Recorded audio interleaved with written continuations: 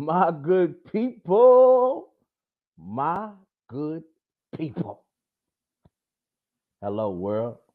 I'd like to welcome y'all back to the show that's hot with your boy Rob Scott. This is Robs2Cents, baby. What's going on, everybody?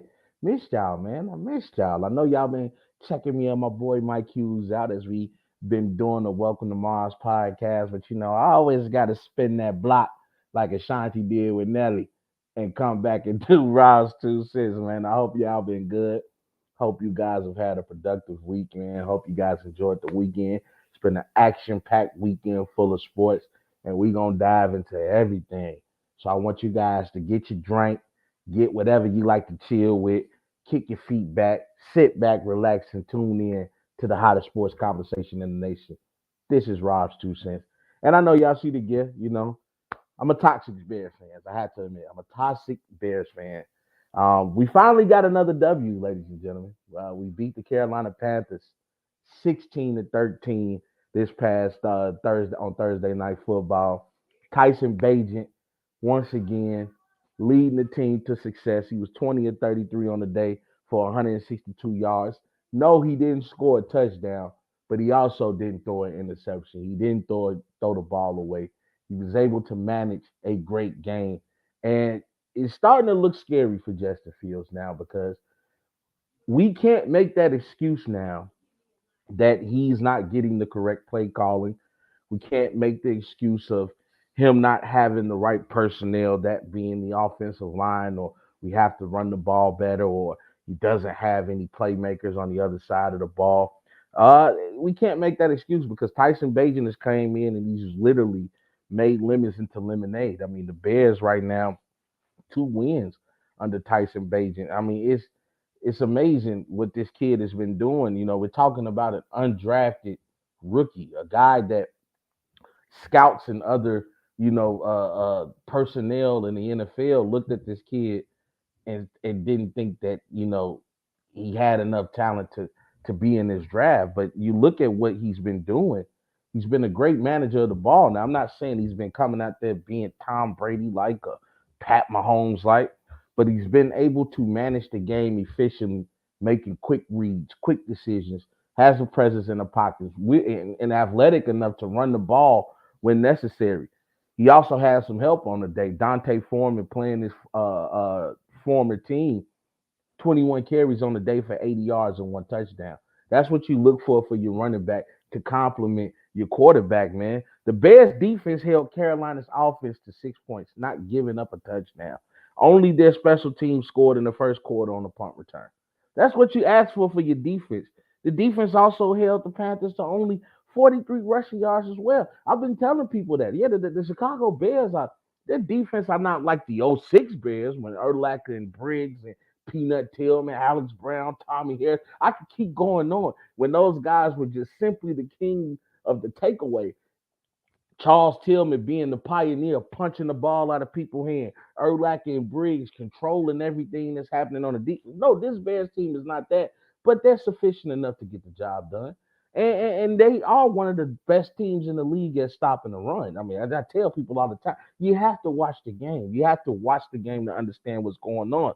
Now, Justin Fields is going to be making his return this Sunday as the Bears take on the red hot Detroit Lions in an NFC North showdown. And I'm telling you guys right now, when I say red hot Lions, I truly mean it. I think the Lions could possibly be the third best team in the NFC.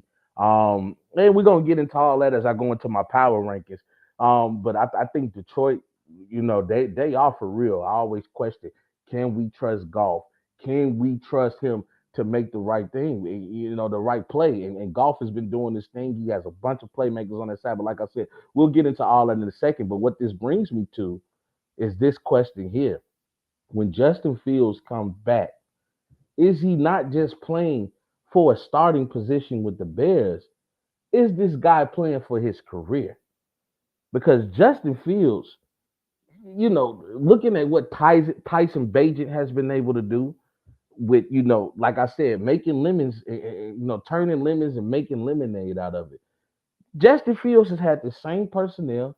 Luke Getsy is still calling plays on the offensive side of the ball. Coach Matt Eberflus is still the coach of this team. Justin Fields, we cannot make this excuse for this guy anymore. And I hope Justin Fields is able to show up and show out because I really like Justin Fields. I think he's an athletic quarterback.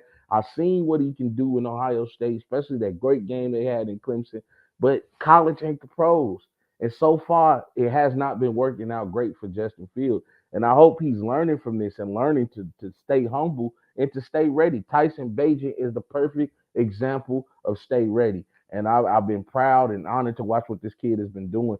And he might not be the Bears' answer long term, but right now he's been a godsend with the way he's been playing.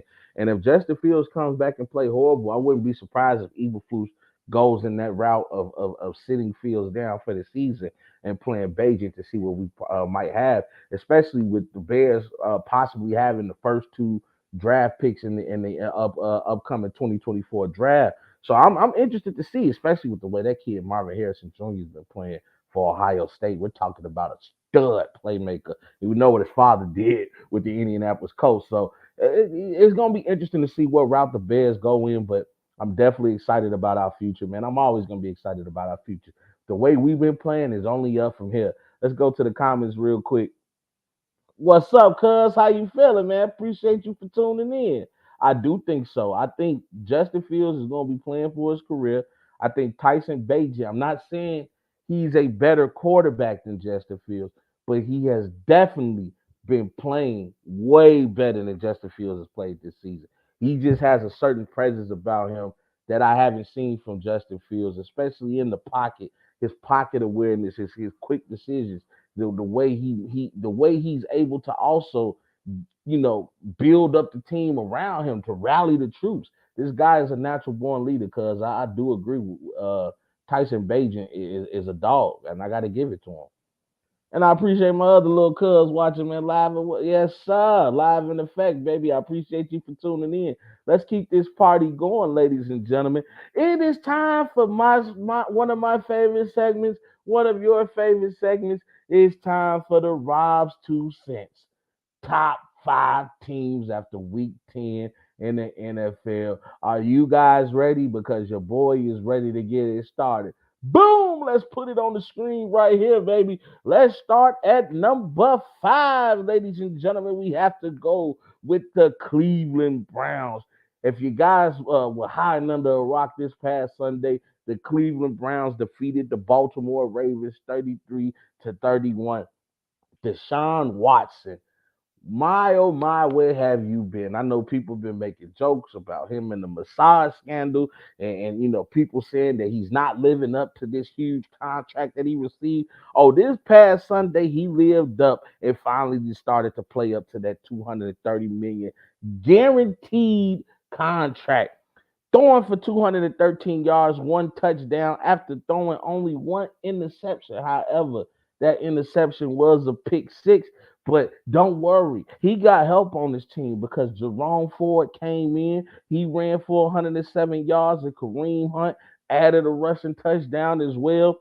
Lamar Jackson threw for one touchdown but had two interceptions, including a pick six, and the Ravens completely fell apart in the fourth quarter after being up by 14 going into the fourth. The Browns defense held the NFL's top rushing team to only 106 total rushing yards, and 41 of those yards came from your quarterback and Lamar Jackson. I told you guys that Cleveland Browns, they've always been the runner-up, but they finally were able to reach up and grab that mantle and enter into Rob's 2 cents top five teams of the week because the Cleveland Browns defense is for real. Now the question is gonna be, can Deshaun Watson be that Deshaun Watson that we saw in Houston?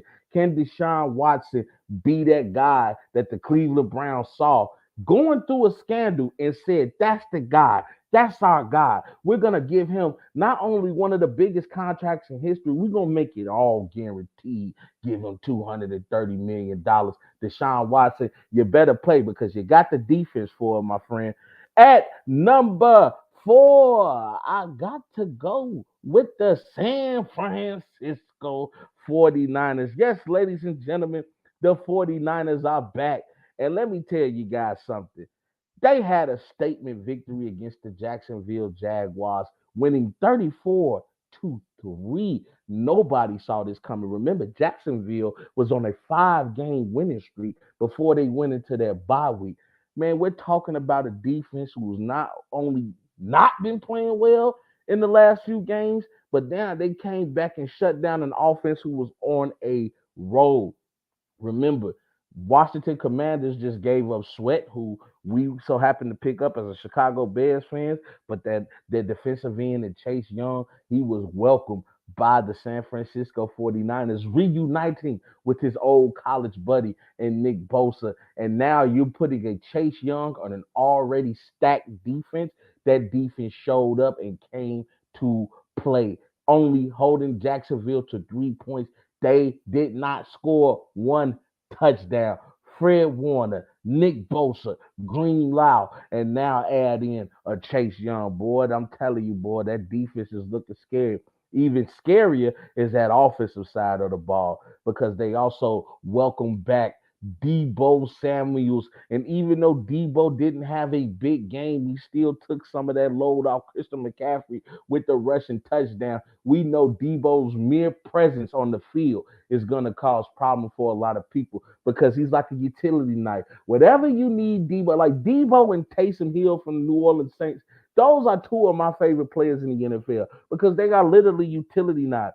Debo comes in and say, "What do you need from me today, coach? I need you to rush the ball. He can do that. I need you to play in the slot. He can do that. I need you to be my number one receiver. Debo can do that. Whatever you need Debo to do, Debo will do."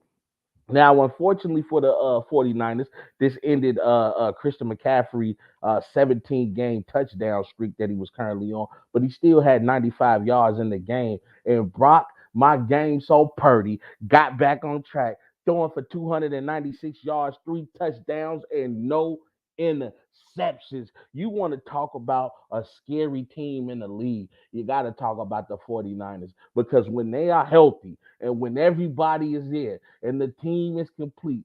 This has got to be one of the best teams I've seen in NFL history, just with the amount of playmakers that they have on this team. Also, George Kittle, their tight end, only had 3 receptions, but he had 116 yards on the day for a touchdown. And even my boy Brandon Ayuk finally got into the end zone as well. The 49ers will be playing the Tampa Bay Buccaneers this Sunday, and I think that should be a blowout. And the reason I say Brandon Ayuk finally got into the end zone is because I've been betting on this man on my fan duel, and I love Brandon Ayuk, but he has not been able to scratch that touchdown surface. Finally, that man got into the end zone. Coming in at number 3, I have to go with the Detroit Lions. I can't believe I'm saying that, but ladies and gentlemen, the Detroit Lions are for real. That defense has been good. The only thing I question about that defense is can they get enough quarter pressure on the quarterback. But other than that, the Detroit Lions have been doing their thing. They've been rocking and rolling. They defeated the Los Angeles Chargers in a shootout, 41-38. Jared Goff had an amazing game where he was 23-33 on the day for 333 yards, 2 tutties, no interception. Jamar Gibbs had 14 carries for 77 yards, 2 touchdowns. David Montgomery, the former Bear, 12 carries, 116 yards, 1 touchdown. Amon Ra St. Brown, 8 receptions for 156 yards and 1 touchdown. They are 7-2 on this year, and this has been the best season since 1953 when they ended the season 10-2. Like San Francisco, the Detroit Lions is a team that has a lot of playmakers on this team. Amon-Ra St. Brown, Jameer Gibbs, David Montgomery, Reynolds. They got some playmakers on this team. And Jared Goff has been very careful with the ball. He's been accurate with the ball, and he has been a godsend for this team. Not to mention the fact that they got my boy, Coach Dan Campbell, who I feel is a leader amongst men and who has rallied this Detroit team to the point where they will run through a brick wall for this guy. They're going to be playing the Bears, as I mentioned earlier in the show, this Sunday, and that should be a blowout for real. At Number 2, I got to go with the Kansas City Chiefs, y'all. I gotta go with the Chiefs. The Chiefs this year, their offense has been a little questionable just because there's no other receiver other than Travis Kelce who has stepped up to really make a name for themselves. But that defense, man, the Kansas City Chiefs, I can't believe I'm saying this. They have been relying on their defense, and their defense has been coming through. Now, granted, they were on a bye week this week, but let's not forget about their last victory against a red hot Miami's Dolphins team, winning 21-14, a game in which they shut out Miami in the fourth quarter, didn't allow them to score a single point in the fourth quarter. Mahomes didn't have a Mahomes type of game. He threw for 2 touchdowns and no interceptions, but he looked more like a game manager that game. We know Mahomes is definitely not just a game manager. Mahomes is a dog, and they call him Baby Goat. And shout out to my boy Greg, who has a podcast, Red Kingdom, dedicated to the Kansas City Chiefs. I had to agree with him. If Mahomes wins the Super Bowl this year, he has to go down as the GOAT because literally it's him, Travis Kelce, the defense, and everybody else. Like, there's nobody else on the offense. You would think with Valdez Scantling there, he's a veteran. He played with Aaron Rodgers, that he would know how to play with a guy like Mahomes. You got Sky Moore, you got Tony there. Like nobody has stepped up to take the load off Travis Kelce and being the number one guy, but yet they keep rocking and rolling. The Chiefs, man, still a scary team in the NFL, and they're going to be going against who I think is the best team in the league, in the Philadelphia Eagles, which brings me to my number 1. Fly Eagles, fly. The Philadelphia Eagles have been on a roll this year. They don't look like they're slowing down. They've been winning all of the ugly games. That's what you want out of your team. Every game is not going to be a blowout. Every game won't be a pretty offensive game or a pretty defensive game. Sometimes you're going to have some muggy games where it's going to come down to who gets the 50-50 ball, who does not make the mistake in crucial time. That's what the Eagles have been doing. Now, they were also on the bye week as well, but let's not forget they made a statement in the NFC East, beating the Dallas Cowboys 28-23 to show them boys that they are for real and that the Cowboys might as well fold their chairs up, get back in the car, and head back home because there ain't going to be no trip to the Super Bowl for them this year. Jalen Hurts threw for 2 touchdowns and had 1 rushing touchdown with no interceptions in that game versus the Cowboys. And as I mentioned, they will be facing the Kansas City Chiefs on a Monday Night Football game. That's going to be prime time. I'm excited to see that game. I can't wait to watch that game. And that's going to be a tall tale sign of who is the best team in the league. That is Rob's top 5 teams in the NFL after week 10, in case you missed it. At number 1, the Eagles, who I have as the best team in the league. Number 2, the Kansas City Chiefs. At number 3, the Detroit Lions. Number 4, the San Francisco 49ers. And at number 5, the Cleveland Browns, who have the best defense in the league today. And ladies and gentlemen, I know you guys haven't seen this segment in a while, but I got to bring it back. We got to talk about the goofball of the week. Who is Robs2Cents goofball of the week? Well, ladies and gentlemen, we are going to talk about it. We have to look at the game that the Washington University just played against Utah. It was a great game. Of course, Michael Penix Jr.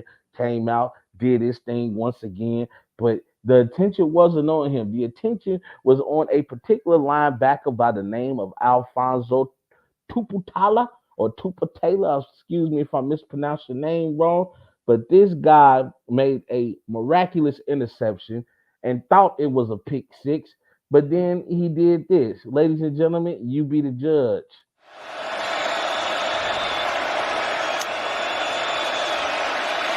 Barnes throwing, intercepted. Tuputala down the sideline. He is gone. Oh, he dropped the ball right at the goal line. I believe the ball's loose. I believe, let's see, Mokufisi is on it. I don't think he got into the end zone. Let's see.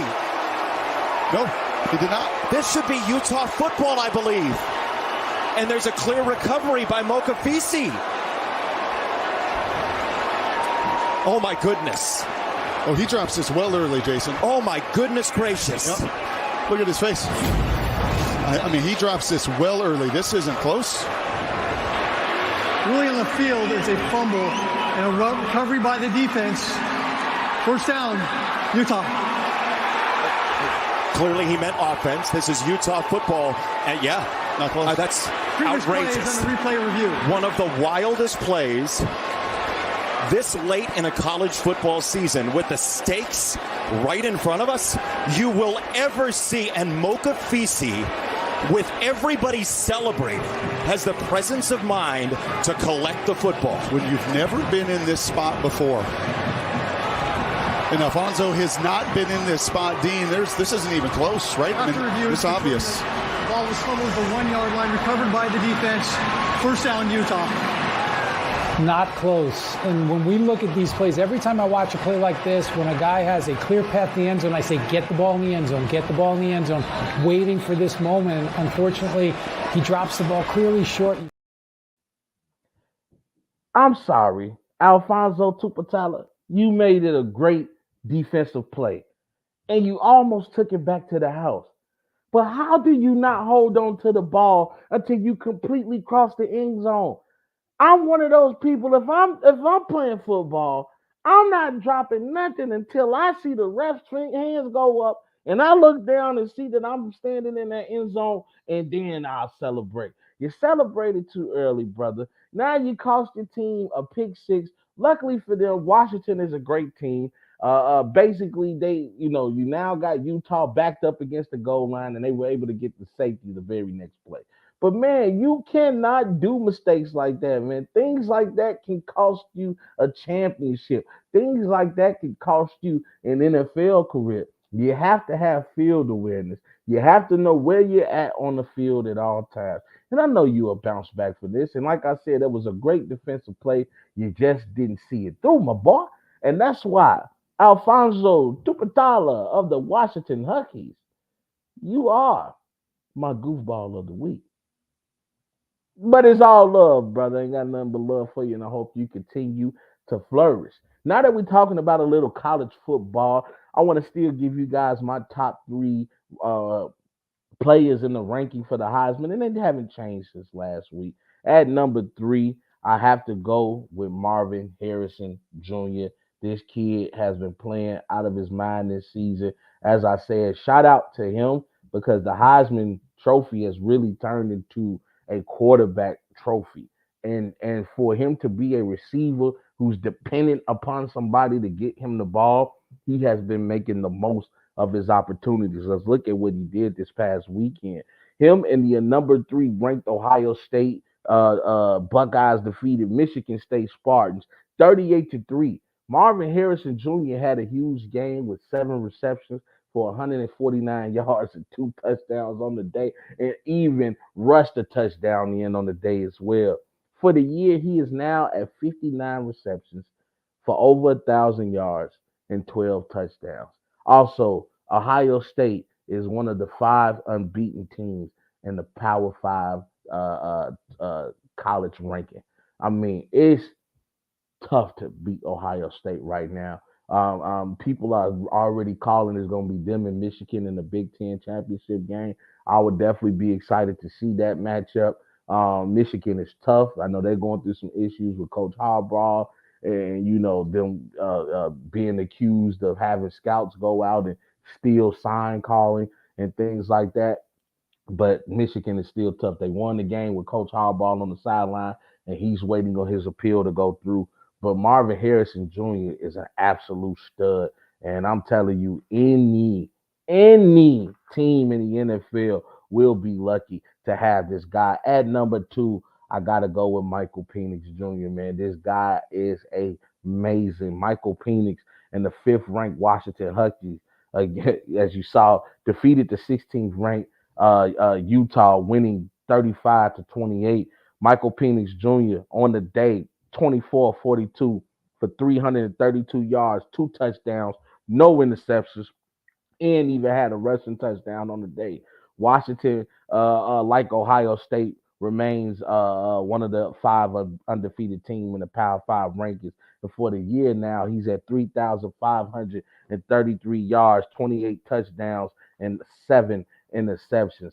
But at number one, I got to go with my boy, Bo Nix with the Oregon Ducks. Oregon right now is ranked number 6, and they defeated the USC Trojans 36-27. Bo Nix, everybody just been beating up on USC lately. First, Washington did last week, and then Bo Nix and Oregon did it this weekend. And Caleb Williams' draft has surely dropped. I don't believe he'll be going number 1 in this NFL draft. But Bo Nix on the day, man, the fifth-year senior was 23 and 31, uh, 4 touchdowns on the day. Had an absolute great day. Another game with no interceptions.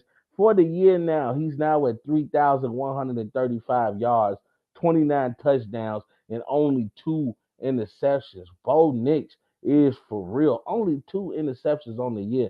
This guy's a stud, man. And I think Bo Nix has really marked his claim as the top candidate to win the Heisman Trophy this year. All 3 guys have been playing amazing, and we also had some big performances over the weekend all across the spectrum. That's why it's time for your segment and my favorite segment. We got to present the Robs2Cents That Boy Cole Award, and it was tough picking a candidate for that Boy Cole Award this segment. You had Tyrese Maxey, who scored a career high 50 points, doing his thing, just rocking and rolling. Who I forgot who they play. They play not Indy. I'm sorry. They play Indiana. I'm sorry. Yeah, they play Indiana. They play Indiana again tonight. But to score 50 points, and especially Indiana, has been tough this year, man. Tyrese Halliburton, I believe, is leading the league in assists. Indiana has been tough. So for the Philly to go in there and do that, and especially with Tyrese Maxey to have this type of game was amazing. I could have went with Jaden Daniels, who led his LSU football squad to a dominating victory over the Florida Gators, winning 52-35. A game in which Daniels passed for 372 yards, threw for 3 touchdowns and 0 interceptions, and then he rushed for 234 yards and ran for an additional 2 touchdowns. But if we're doing the math, he only accounted for 30 points of LSU's 52 points. No, I have to go with this guy right here. I have to go with Dylan Gabriel. Let me tell you about the historic day this guy had on Saturday. Dylan Gabriel led his 14th ranked Oklahoma Sooners, I said city, sorry, y'all. Oklahoma Sooners to a dominating victory over West Virginia, winning 59-20. Dylan Gabriel was 23 of 36, throwing for over 400 yards and 5 touchdowns, but he wasn't done on the day. He also had 50 rushing yards and added 3 additional rushing touchdowns. He accounted for 48 of Oklahoma's 59 points. No other QB in Sooners history has accounted for 8 total touchdowns. The most ever accounted for was 7 touchdowns, and that was done by one Baker Mayfield and one Kyler Murray. Now Dylan Gabriel has etched his name in Oklahoma Sooners history books by being the only quarterback to account for 8 touchdowns on the field. That's why Dylan Gabriel, that boy Cole. And it was hard not to give him a shout out for that performance. But I mentioned what Tyrese Maxey did, and I don't think you guys get the grip of actually what he did as we transition into a little NBA talk. Tyrese Maxey acted a damn fool on the Indiana Pacers. Look at these numbers: 50 points, 7 rebounds, 20 or 32 from the field. Talk about efficient. Talk about getting the job done. That's what Tyrese Maxey did. And if you guys don't know, Philly right now has the title are not just the best team in the Eastern Conference. Philadelphia right now has the title of being the best team in the league. Now, that's just for right now. And I know we've only played 10 games, but right now, the Philadelphia 76ers, they are 8-1, leading a half a game over Boston right now. Denver Nuggets is 8-2, so they're also half a game above Denver as well. And I'm telling you guys right now, the way Joel Embiid has been playing, the way Tyrese Maxey has been playing, it looks like they are happy that James Harden is left. The way that he used to dribble, slow up the ball, is now allowed Tyrese Maxey to come out of his shell. And Tyrese Maxey, the way he's been playing, he will accomplish his dream of being an all-star. And Philadelphia is going to be a tough team to see later on down the road, especially if they start to get healthy. We want to send our thoughts and prayers with Kelly Oubre. He was a victim of a hit and run. I think he was leaving his house, heading to his car. A car came by, speeding down the block, hit him. I think he suffered some broken ribs and things like that. And the doctors are saying that he's gonna miss some significant time. But luckily, he's in stable condition. Hopefully, he gets to start his rehab soon and he's able to come back to the career that he loves. So Kelly Oubre, Robs2Cents, and all of the Rob heads out here. That's my new name for all my people. All the Rob heads out here, man. We wish you nothing but a speedy recovery, and our thoughts and prayers are with you, brother. Glad that you made it out of that situation safely. But Philadelphia has to be happy that they got rid of that cancer known as James Harden. And because right now you look at what the Clippers are going through, they on four since they got James Harden in that trade. It just doesn't look right. I don't even have to yell numbers out to you guys. Let's talk about it real quick. Russell Westbrook was flourishing at first. With the Los Angeles Clippers, he had some great games last season. Was great in the playoffs for them. Even though Kawhi and Paul George went down, the way that he was able to go at Kevin Durant and the Phoenix Suns, Russell Westbrook almost looked like he was going to single-handedly go through the Suns himself, after everybody said he was done, after everybody said he was finished with how he looked with the Lakers, he was able to still stay in LA and turn things around for the Clippers. So a lot of people were excited to see how this Clipper situation was going to work. And they started off great. They looked excellent. The ball was moving around. Paul George and Kawhi Leonard were clearly your established stars on his team. Zubac was flourishing with Russell Westbrook. The tempo had picked up. And even Russell Westbrook was shooting excellent from the field. I believe he's at 30% from the three-point line. I mean, everything was going great. I don't know why the front office decided to bring in James Harden. Now, don't get me wrong, ladies and gentlemen. I got love for the bearded one. I know what James Harden used to be, and the just an automatic bucket. Led the league in assists at one point. Has been an NBA league scorer at one point. Has even been an NBA league MVP. I know who James Harden was, but let me tell you who James Harden is. He's a guy who doesn't like it tough. He doesn't like the tough journey. He likes to take the easy route out. He likes to force his way out of teams when things are not going his way. This man got on national TV after leaving the Sixers. The last time we saw you play, you scored 9 points in a game 7 versus Boston. A series in which you only had one game in which you got off. And then after that, you looked like you were timid and afraid to shoot the ball. You had open shots at the rim that you wouldn't take. That was what we saw of you last time. And then for you to get on national TV and tell these reporters that you're not worried about a system because you are the system, how arrogant are you?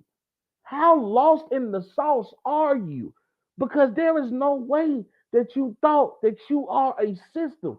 Now I'm surprised Coach Tyronn Lue has allowed this to go on for so long. Because if I'm him, James Harden has to come off the bench. I'm just keeping it real. I had a nice flow with my starting unit.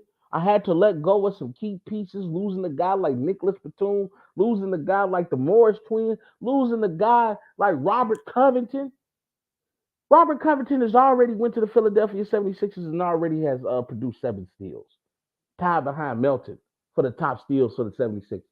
That's what you let go. You let go of defensive guys, 3-and-D guys who get the job done, to go after somebody who's still living off accolades from when he was with Houston. Hell, if Stephen A. Smith is correct in what he said, which I don't doubt the man at all, because Stephen A. is great at what he do, somebody who I mold myself to be like and to surpass one day. Stephen A. Smith said that the Houston Rockets thought about picking a man up, but when James Harden came and said, well, I want to get back to who I was, and they said no. We're talking about a team full of young guys. And my, oh my, how Houston has been. I know they're glad they didn't make that mistake. How great Houston has been this year, this young team. Just beat the Lakers. Oh, wait, no, they lost to the Lakers without LeBron. But this team has been beating some great people. Young squad, ready to get it done. And they've been wanting James Harden. So now you bring James Harden to a team full of veterans, team full of winners. Well, at least one winner in Kawhi Leonard. Paul George has seen some success in the playoffs. Russell Westbrook has seen success in the playoffs, even making the NBA Finals, has been a former league MVP.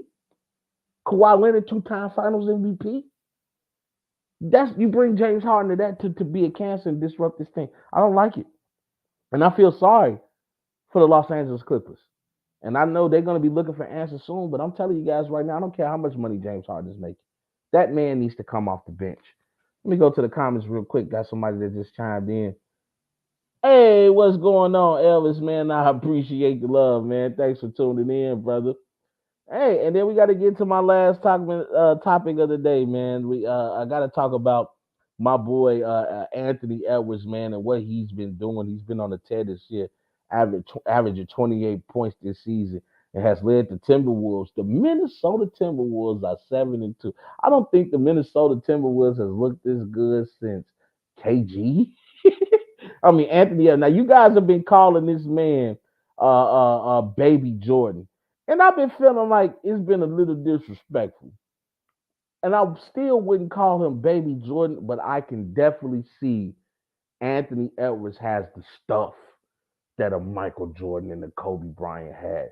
He got that killer in him. Take a look at this play. My boy Ant, man, is a dog. He's upset about it and late getting back defensively. Alexander Walker over to Reed. Finding Edwards. Driving. Oh, get out the way!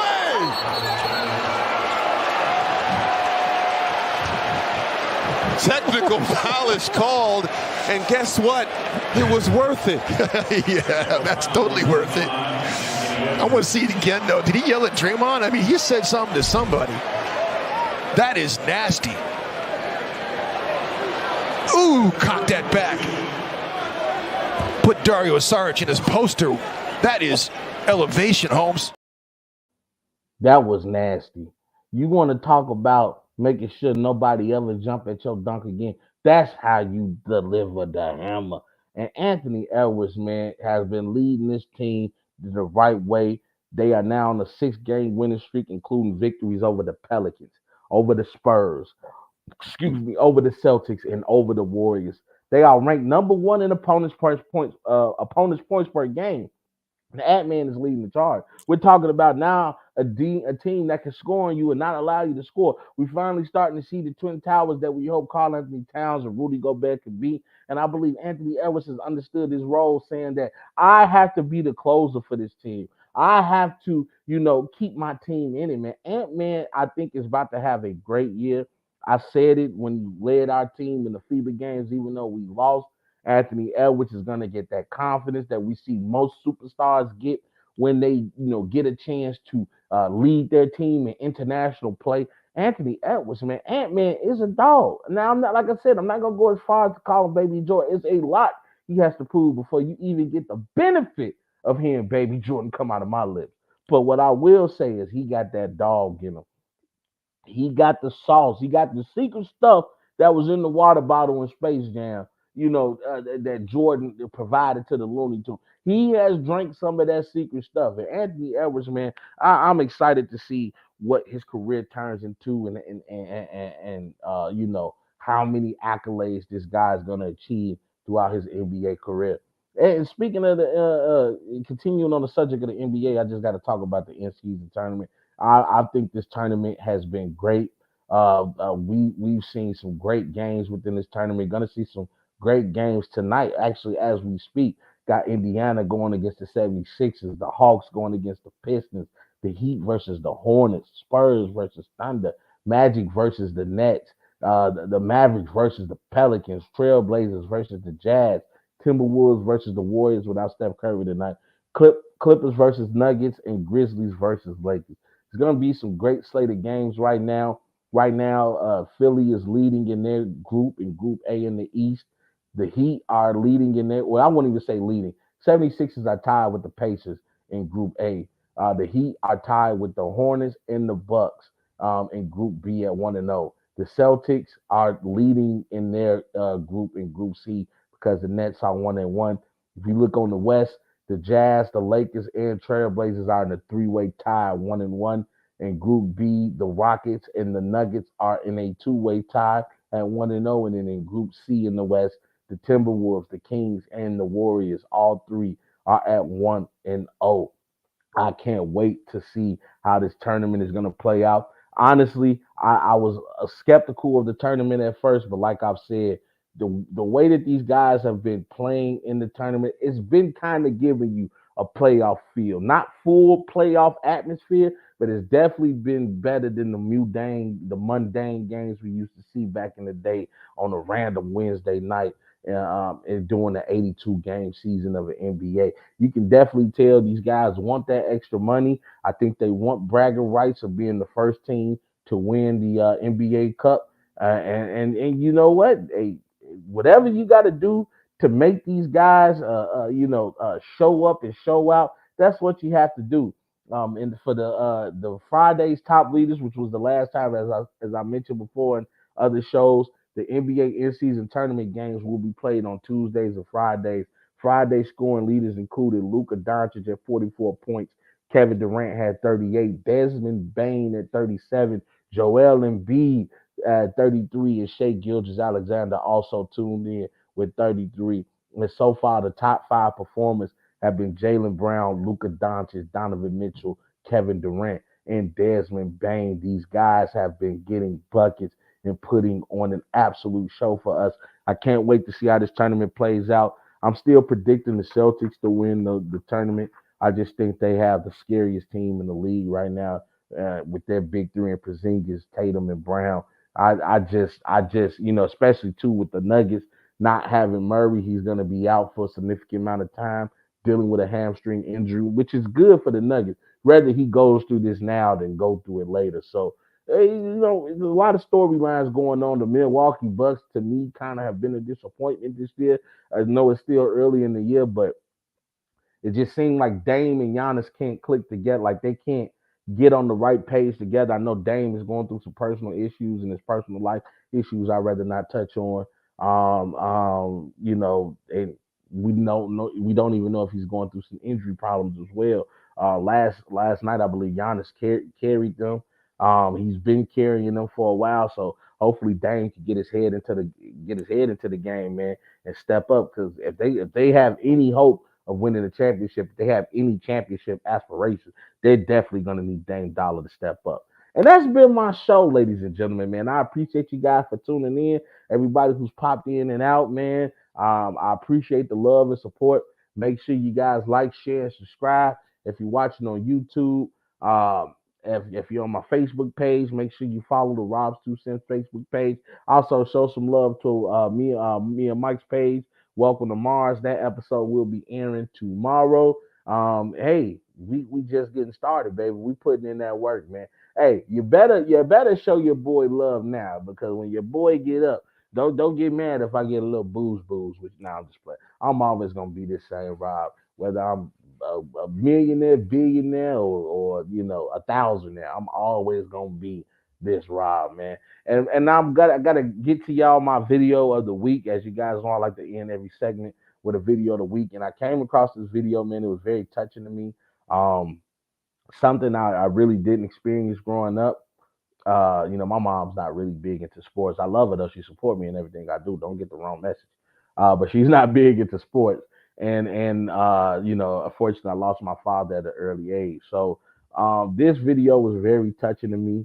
To see parents out there participating in football drills with their kids, seeing the memories that they were building, man. So I decided to bring a little joy to y'all lives as well. Check this out. Yes, sir! Yes, sir!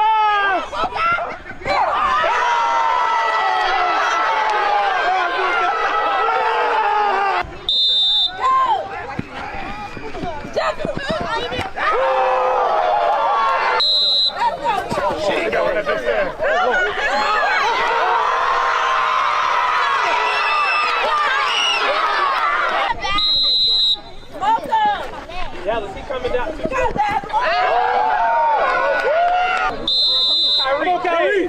Kyrie! Run, Kyrie! Oh, no! You don't get no more chances, bro. Uh-oh. Move, Alex. Move. Yeah, wait on it. There you go. Going in. Come on, Jack Tram!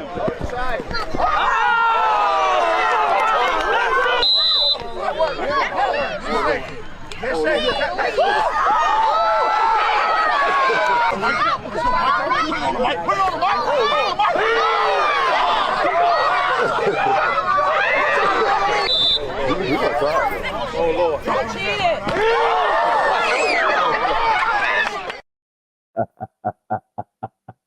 Hey, you gotta love it, man. You gotta love it. Create memories out there with their kids, man.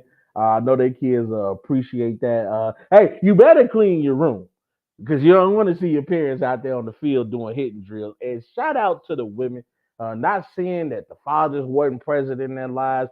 Dad could have been at work. Dad could have been doing anything. But shout out to the women that stepped in for fathers that were not present, at least during that interaction, and still providing their kids with a memory of having mom out there, being a part of the journey, man. It's definitely gonna be something they don't forget, and it's something that's touched me in a special way, man. I can't wait to, the good Lord blesses your boy with some youngins. So, until then, baby, I'm gonna be working. Cause I know once they get here, they're gonna get all the damn attention. Lord Jesus. And that's been my show, ladies and gentlemen, man. As always, I appreciate the love and support, man. Like I said, make sure you guys tune in tomorrow with for the Mike and Rob show as we welcome you guys to Mars. You know how we do it. But until then, man, stay productive, stay positive, hey, and keep fighting through adversity, man, because sooner or later the sun gotta come out after the storm, man. That's not just a message to y'all, that's a message to myself. I got nothing but love for y'all, man. Hope y'all keep doing y'all thing. And you already know the slogan, baby. We gone. There's a bigger fight going on. There's a much bigger agenda than the streets. And I know sometimes it's hard to see that far in front of us, but we have to look past the illusions, look past the delusions of grandeur, and look at the bigger picture. We need to become better versions of ourselves each and every day. Fight for what you believe in. Because if you stand for nothing, you'll fall for anything. We just getting started, baby. You guys know the slogan now. Hope you all have a great evening. And we gone.